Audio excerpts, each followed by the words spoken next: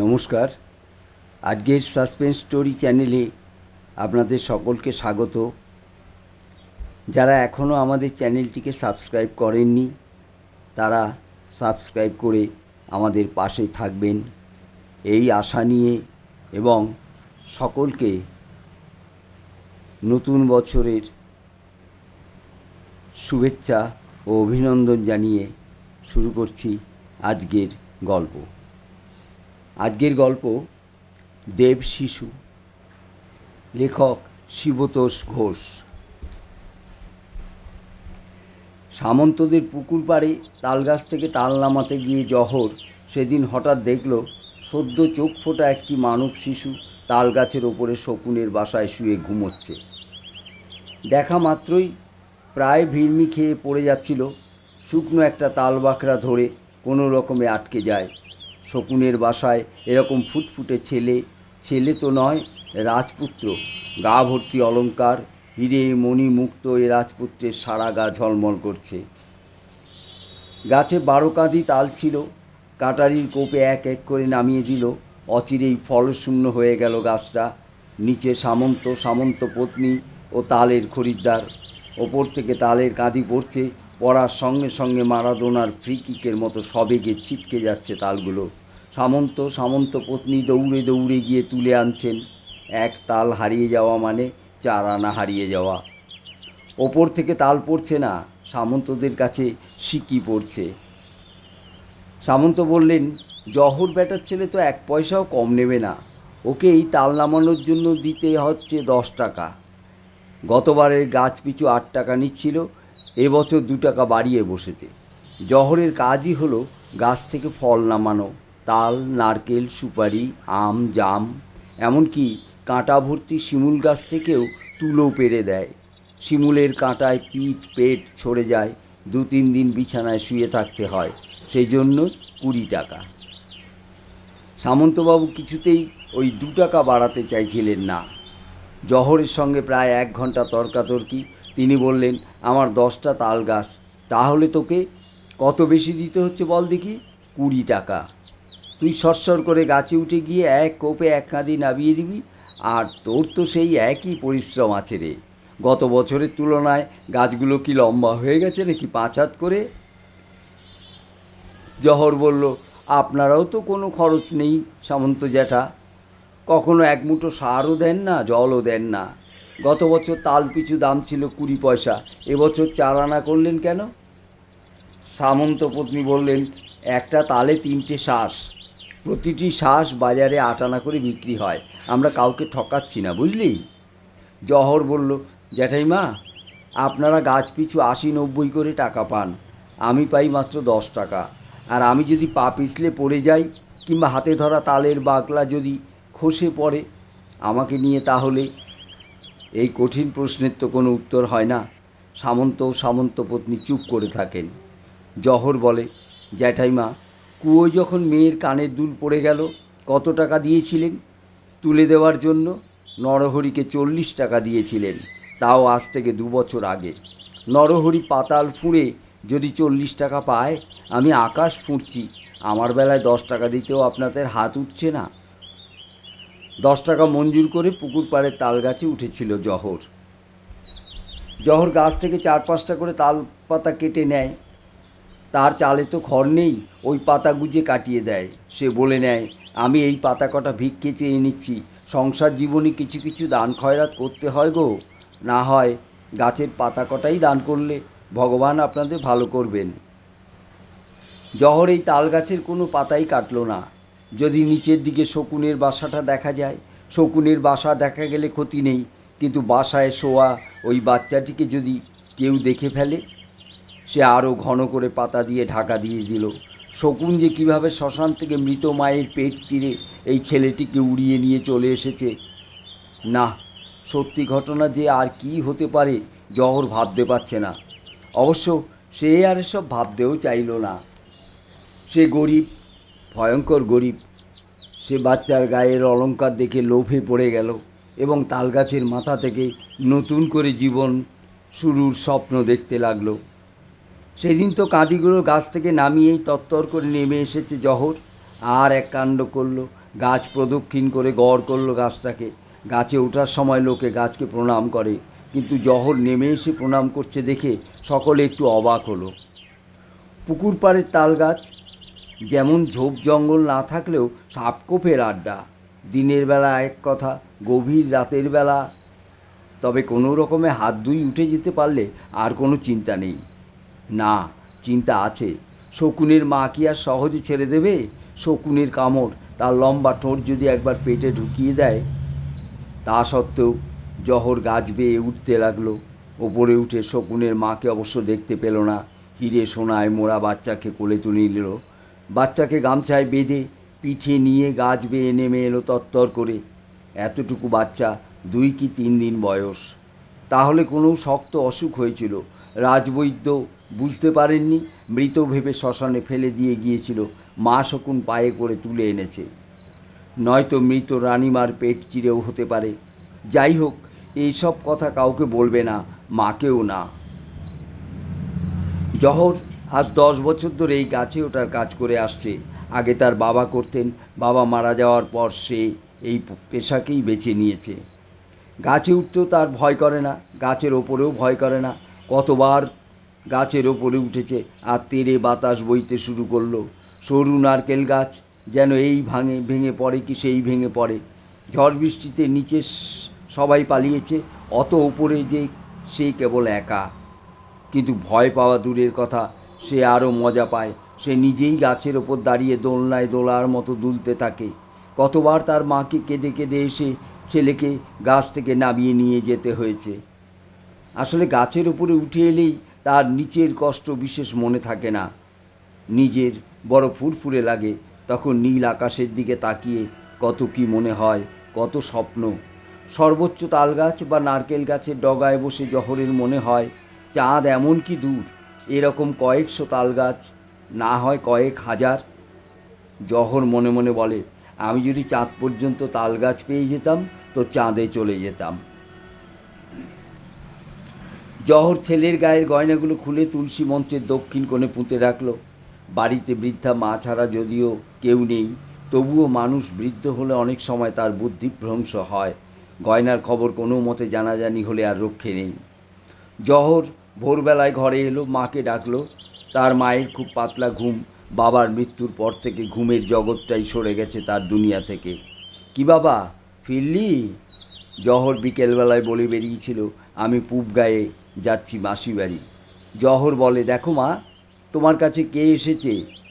মা ঘুম চোখ ছাড়িয়ে দেখেন জহরের কোলে দিব্য সুন্দর একটা বাচ্চা। এ কে রে? তোমার নাতি গো। হ্যাঁ, কি যা তা বলছিস? আমরা গরিব বলে কেউ মেয়েই দিতে রাজি হচ্ছে না, তোর বিয়েই দিতে পারলাম না। মা দীর্ঘ নিঃশ্বাস ফেললেন। কি যে বলছিস কিছুই বুঝতে পারছি না। জহর বানিয়ে বলে, জানো মা, তোমাকে এতদিন বলিনি আমি পুবগা ছাড়িয়ে আটপুরে বিয়ে করেছিলাম। সে আমাদের সজাত নয়, এই জন্যে তুমি দুঃখ পাবে ভেবে। কিন্তু গিয়ে দেখলাম রাত্রি মারা গেছে কোলের শিশুকে রেখে। এই 4-5 দিন হলো। রাত্রির বাবা মা ছেলেকে রাখতে চাইল না, কিন্তু আমার ছেলে, আমি তো আর। বৃদ্ধা দৌড়ে এলেন। আমার নাতি, আমার সোনামানিক বলে বুকে জড়িয়ে নিলেন বাচ্চাটিকে। কিন্তু তাদের গরিবের সংসারে বাচ্চা মানুষ করা খুবই মুশকিল হয়ে উঠল। তাদের প্রকৃত অর্থে নুন জুটলে পান্তা থাকে না, পান্তা জুটলে নুন থাকে না। এক্ষেত্রে দুধের বাচ্চাকে তারা যে কি খাইয়ে রাখবে, দুধ আর কোথায় পাবে?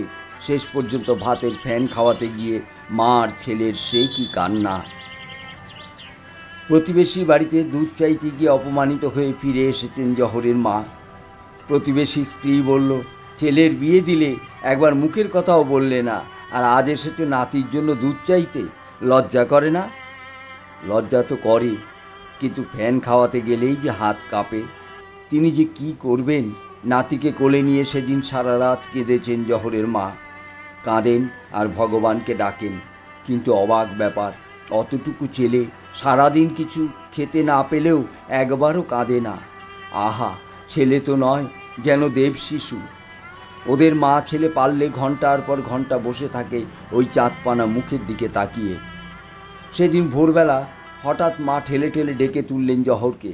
ওঠ ওঠ, দেখ কাদের গরু এসে আমাদের চাল টানছে, এমনিতে চালে খড় নেই, আমি তাড়াতে যেতে শিং নাড়ল। জহর বেরিয়ে দেখে শুধু গরু নয়, সঙ্গে ফুটফুটে বাছুর, তার মানে একটি দুধেল গাই। বাছুর সমেত তাদের দরজার সামনে এসে দাঁড়িয়ে যাচ্ছে।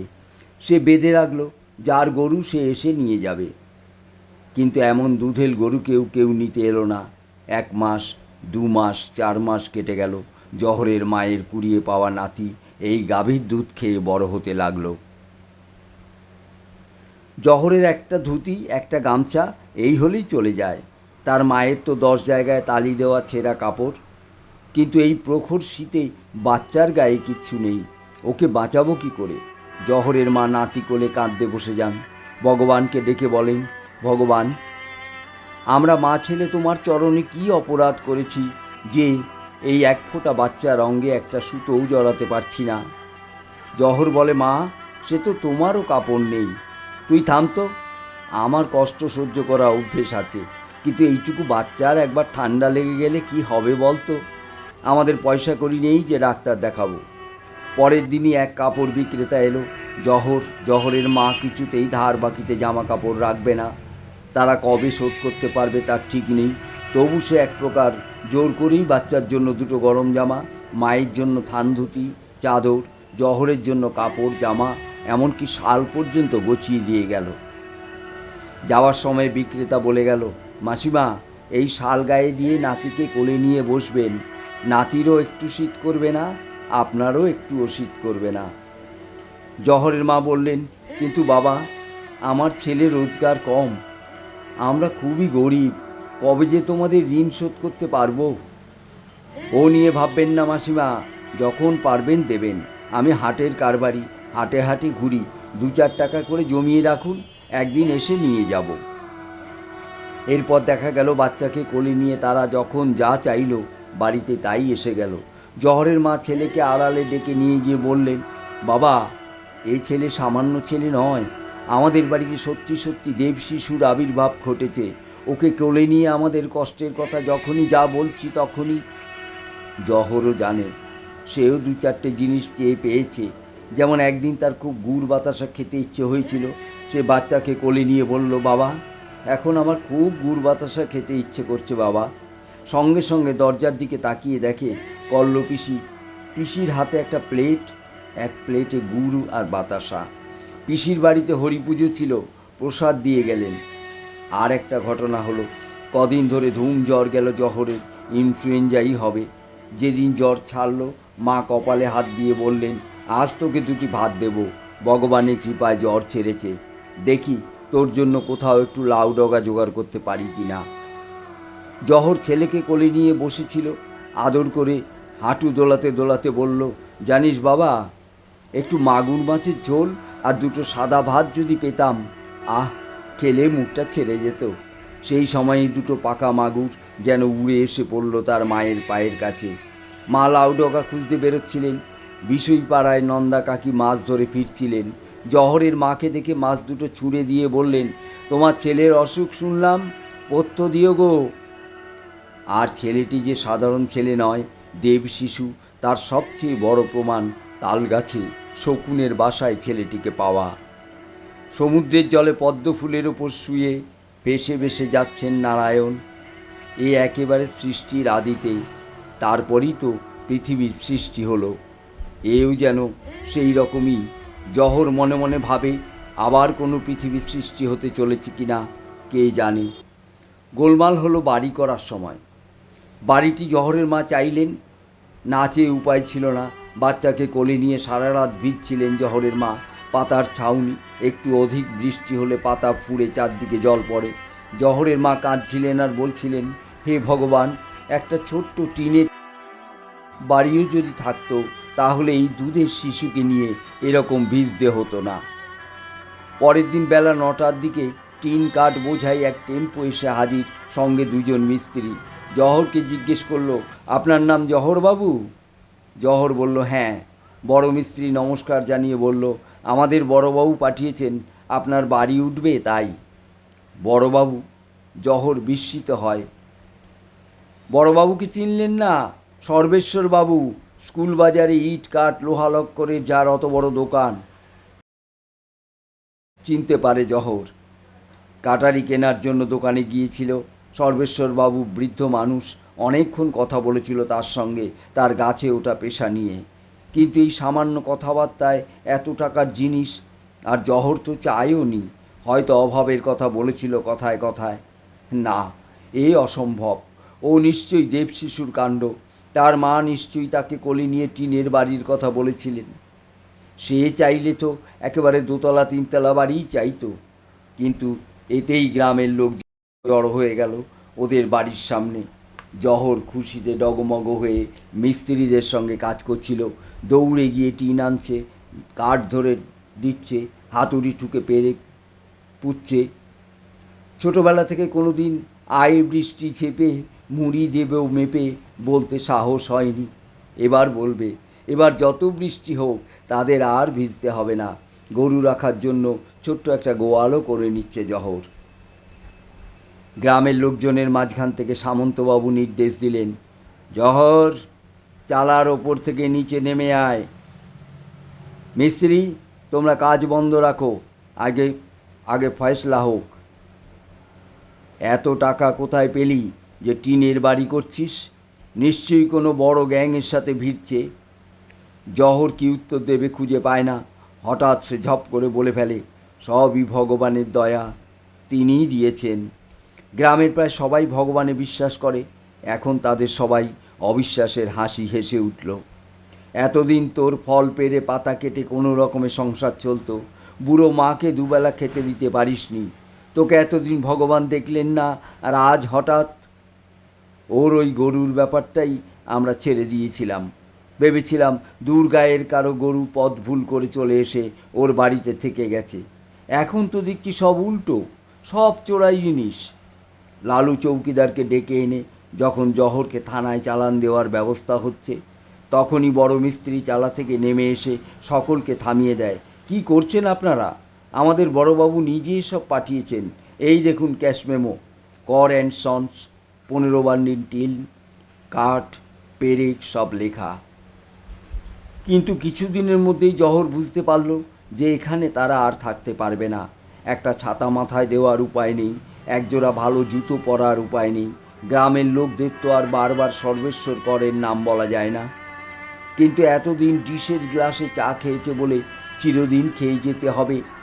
আজ সে কাপ প্লেট কিনবে, মার জন্য রূপোর চুড়ি কিনবে 4 গাছি। মার হাতটা বড্ড ফাঁকা ফাঁকা লাগে। কিন্তু এত ইচ্ছে সত্ত্বেও জহর একটাও কিছু কিনতে পারছে না, আর কোনো জিনিস কিনলেও ব্যবহার করতে পারছে না।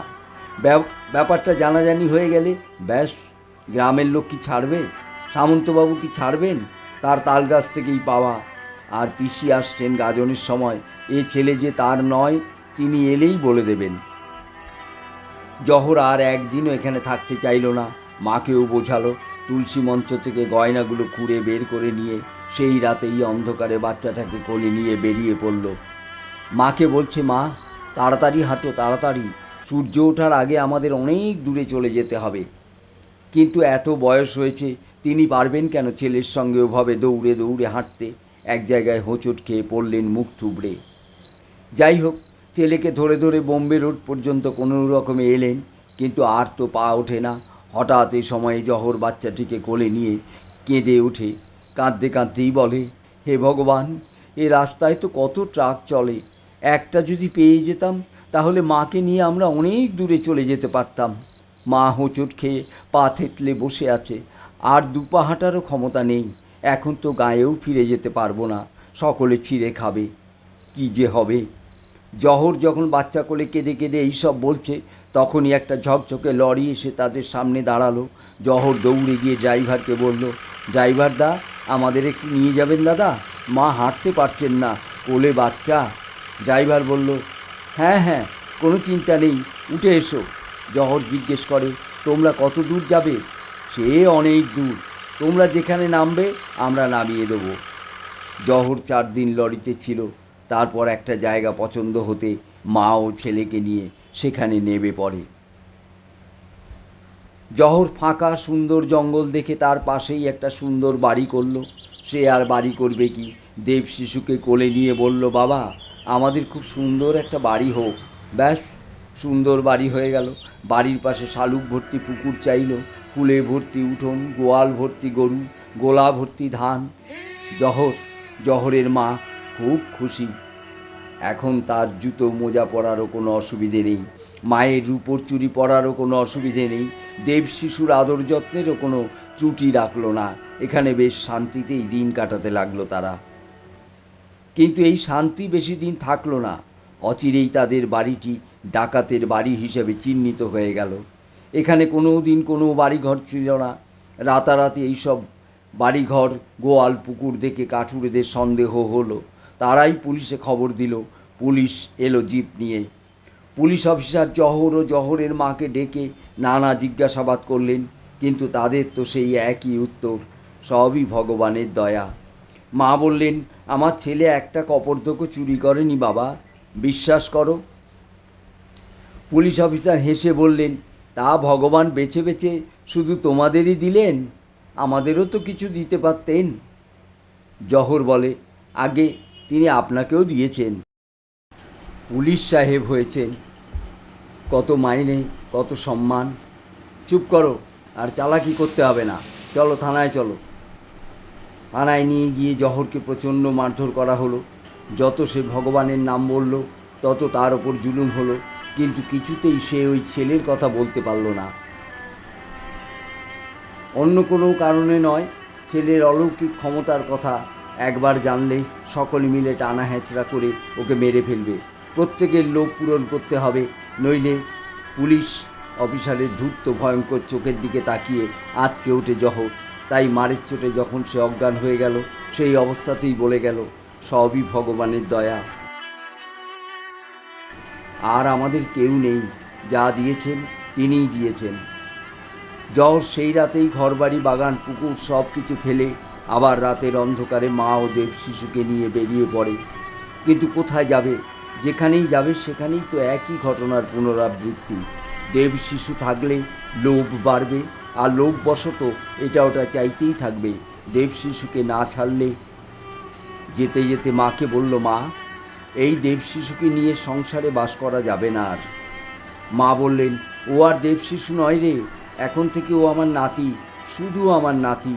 বড় হয়ে ও তোর মতো গাছে উঠে ফল পাড়বে, পাতা কাটবে, আমার এই ভালো। জহর হঠাৎ বলে, না মা, আমি ওকে মানুষ করব, নিজের পায়ে দাঁড় করাবো, ওকে যেন আমাদের মতো কোনো দেব শিশুর স্বপ্ন দেখতে না হয়। যেতে যেতে জহরের আরেকবার মনে হলো, মাকে জিজ্ঞেস করে, মা, তুমি কি দেব শিশুকে বুকে নিয়ে তাকে বলে দিয়েছ আর আমাদের ওই দৈব শক্তির দরকার নেই? তার যে বড় স্বাদ ছিল, সে অনেক অনেক লম্বা তালগাছে উঠবে, একেবারে চাঁদের কাছাকাছি গিয়ে বসে বসে আকাশ দেখবে, পৃথিবী দেখবে। জহর ঠিক করলো, গায়ের পুরনো ভিটে ফিরে যাই, সেখানে গিয়ে ছেলেকে কোলে নিয়ে বসে হাঁটু দোলাতে দোলাতে আকাশ দেখার জন্য অতি দীর্ঘ লম্বা একটা তাল গাছ চাইবে। এখানেই গল্পটা শেষ। গল্পটা কেমন লাগলো অবশ্যই কমেন্টে জানাবেন। আমাদের চ্যানেলটিকে লাইক ও শেয়ার করতে ভুলবেন না। ধন্যবাদ।